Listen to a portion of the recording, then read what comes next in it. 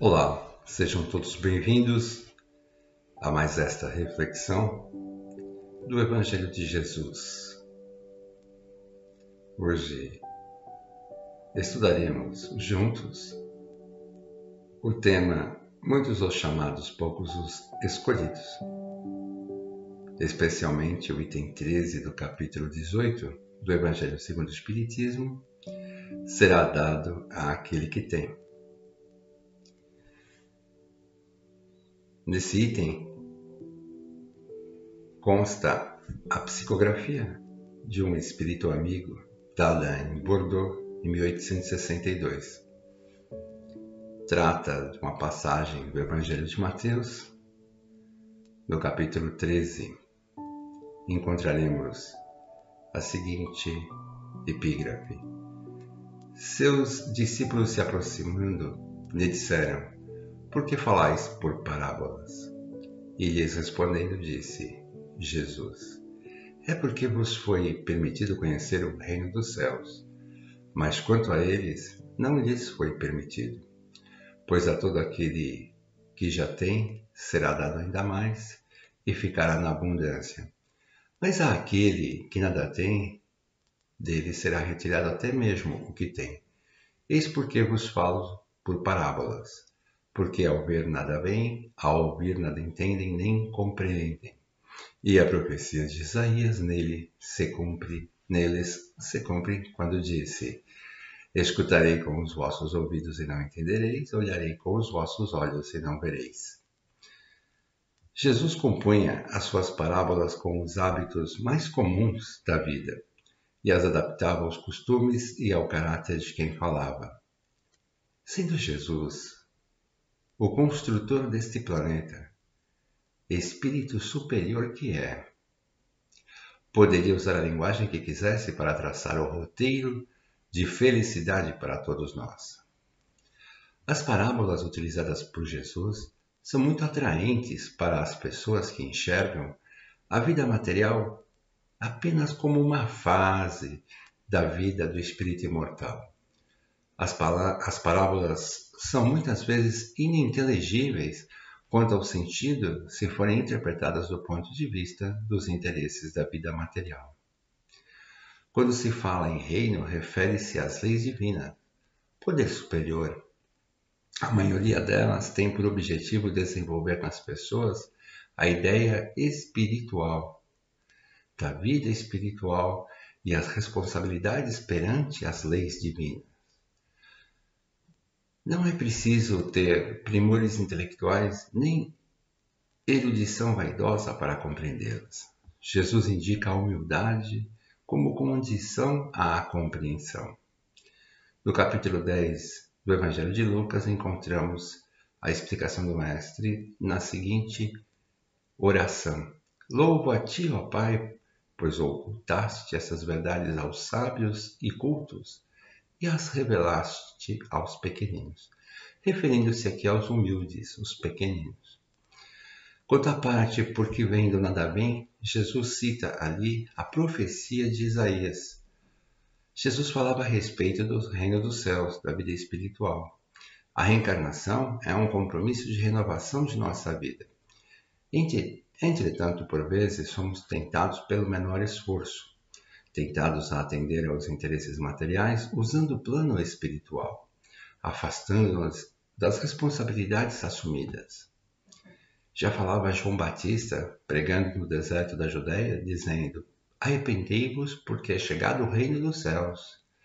Anunciado pelo profeta Isaías, pedindo para preparar o caminho do Senhor e endireitar as veredas. Muitos iam buscar o batismo como uma forma de libertação e ouviam de João Batista: Quem vos ensinou a fugir da ira futura? Produzi, pois, frutos dignos de arrependimento e não presumais de vós mesmos, dizendo que tem por origem o pai Abraão. Para os dias atuais, podemos entender que não basta estar matriculado nas escolas de fé. É preciso respeitar os compromissos assumidos no plano espiritual. Estamos no lugar certo com as pessoas certas para a necessária recomposição das leis divinas. Jesus afirma a solicitude da lei divina, a qual estabelece os limites da nossa encarnação. Escutarei com os vossos ouvidos e não entendereis. Olharei com os vossos olhos e não vereis. Emmanuel, guia espiritual de Francisco Cândido Xavier, autor de diversos livros, nos convida a refletir que a natureza revela a providência divina e para isso podemos observar a vida dos animais. Os extremos de ternura com que o Pai vela pela criação, dotando cada ser vivente desde o princípio com recursos diversos, sejam asas, dentições especiais ou recursos de defesa, tudo revela o amor da providência. Da mesma forma que a providência nos ampara, vela por nós, estamos todos convocados à cooperação nas suas obras. Entretanto, muitas vezes a ingratidão converte os favores recebidos não em deveres nobres e construtivos, mas em novas exigências. Nesse caso, a sabedoria divina intercede em favor de nossa evolução e nos convida para o reequilíbrio, para a restauração indispensável das leis desse mesmo amor divino. Despertamos no corpo físico, reencarnando, nada enxergando e nem ouvindo, além dos aspectos materiais da paisagem transitória. A pessoa que assim se rebelou encontra a luta depuradora. Poderá encontrar no convite um sofrimento reparador. É quando Jesus chega e opera a cura. Só então o ingrato retorna à compreensão da magnanimidade divina. O amor reequilibra, a dor restaura. É por isso que ouvimos muitas vezes: nunca teria acreditado em Deus se nada houvesse sofrido.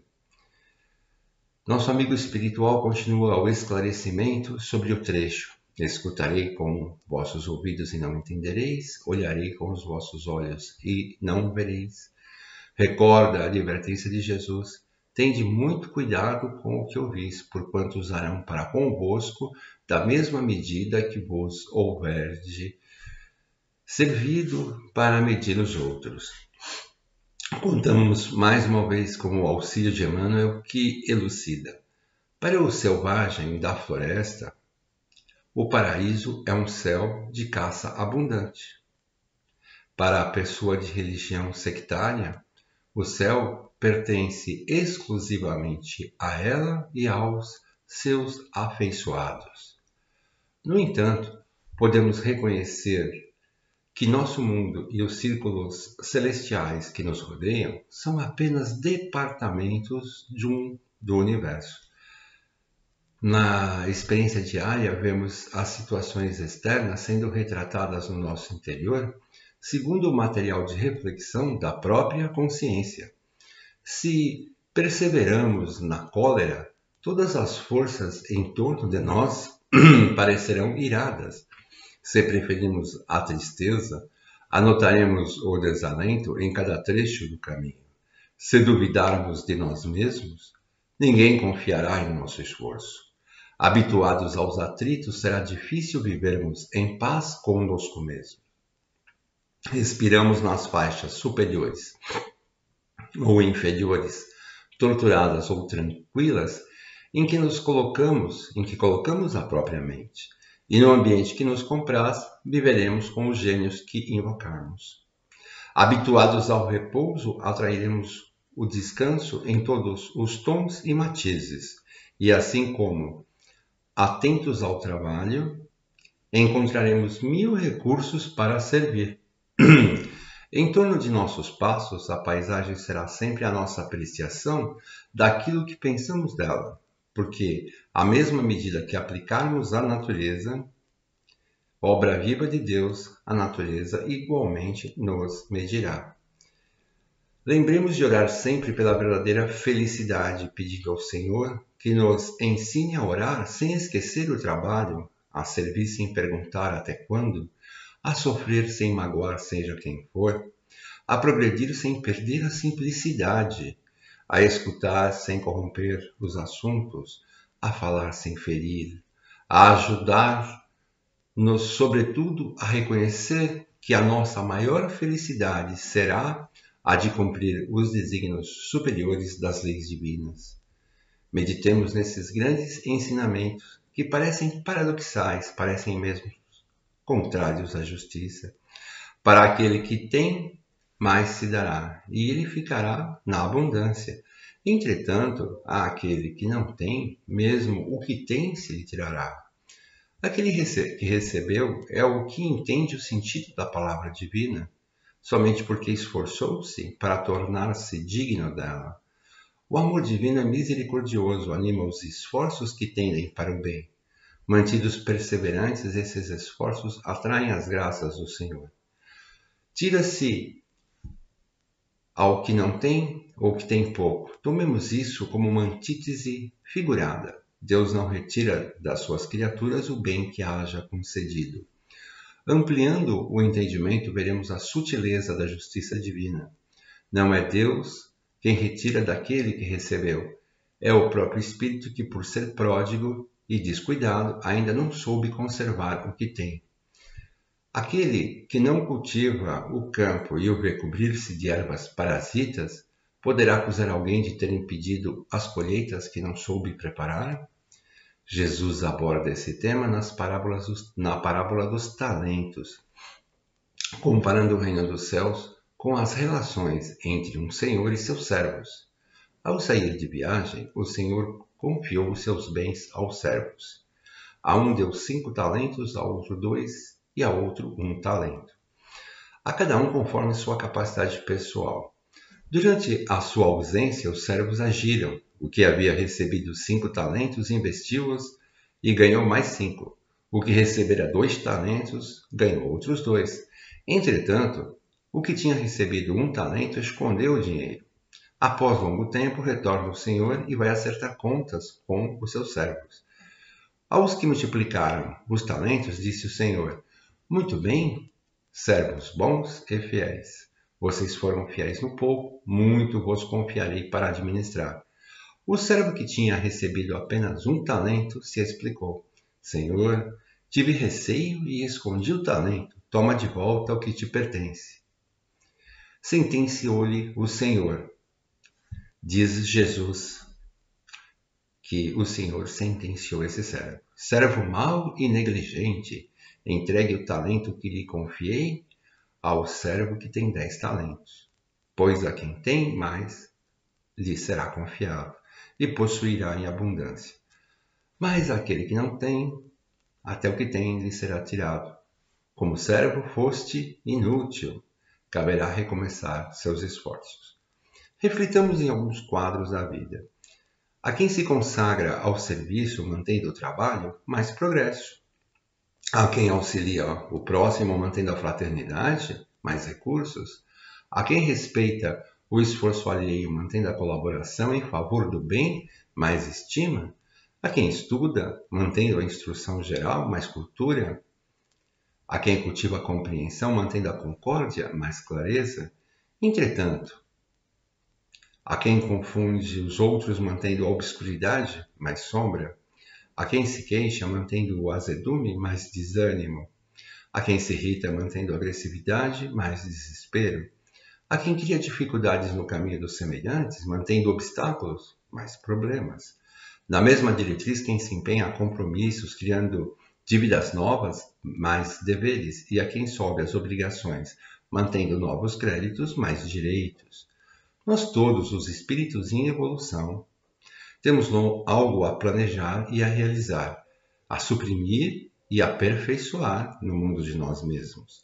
A doutrina espírita, desenvolvendo o ensinamento do Cristo, demonstra que em toda parte, nas realidades do espírito, daquilo que habitualmente mantemos, teremos sempre mais. Sempre é tempo de recomeçar. Se abandonamos as sementes, adotemos o arrependimento operoso, corajosos, coloquemos mãos à obra, lavrando o solo ingrato com o esforço da vontade, mantendo a esperança. Plantemos apenas a boa semente, regando-a com dedicação e caridade. Deus, que é amor, nos dará conforme nossas ações. Veremos o êxito dos nossos esforços. Um grão produzir 100 e outro 1000. Quanto aos esforços para se corrigir, há uma ideia falsa de que não seria possível ao ser humano reformar sua própria natureza.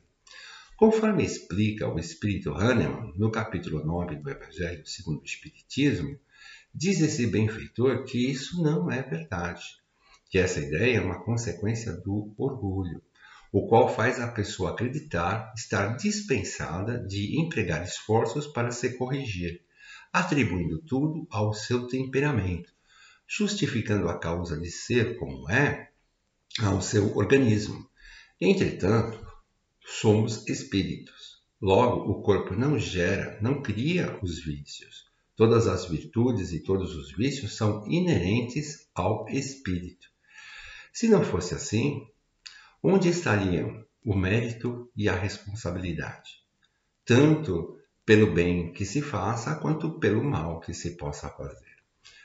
Portanto, aquele que queira corrigir-se tem esse direito. De outro modo, não existiria para a pessoa a lei do progresso. Tomai dos vossos arados e das vossas charruas, portanto, lavrai os vossos corações, arrancai deles a cisânia, as discórdias, semeai a boa semente que o Senhor vos confia, e um orvalho de amor lhe fará produzir frutos de caridade. Assim, essa mensagem dada em Bordeaux, 1862, um espírito amigo. Para encerrar, pensemos um pouquinho nessas palavras de Emmanuel. Quanto mais tiveres, mais ser-te acrescentado, disse o Senhor Jesus. Para fixarmos o ensinamento, vejamos a natureza. Quanto mais repouso na enxada, mais amplo será o assédio da ferrugem, conduzindo do descanso à plena inutilidade. Quanto mais distante o poço, mais envenenadas ficarão as águas, passando da inércia à letalidade completa.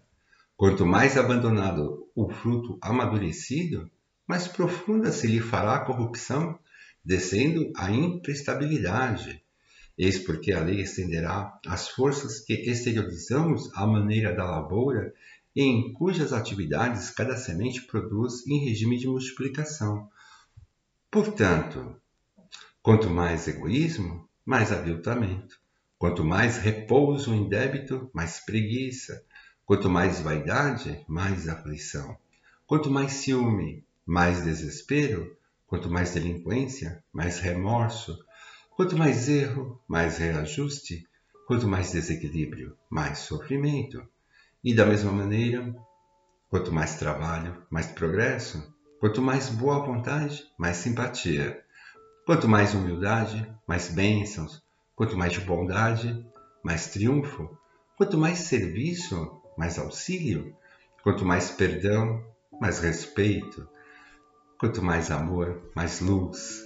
Examinemos o que sentimos e pensamos, atentos ao que dizemos e fazemos, porque a lei multiplica sempre os recursos que oferecemos à vida, retribuindo compulsoriamente o bem ou o mal que praticamos. Alegria ou dor, felicidade ou obstáculo em nosso caminho são expressões da justiça divina, conferindo-nos de conformidade com as nossas próprias obras. Muita paz, alegria e felicidade a todos. Graças a Deus.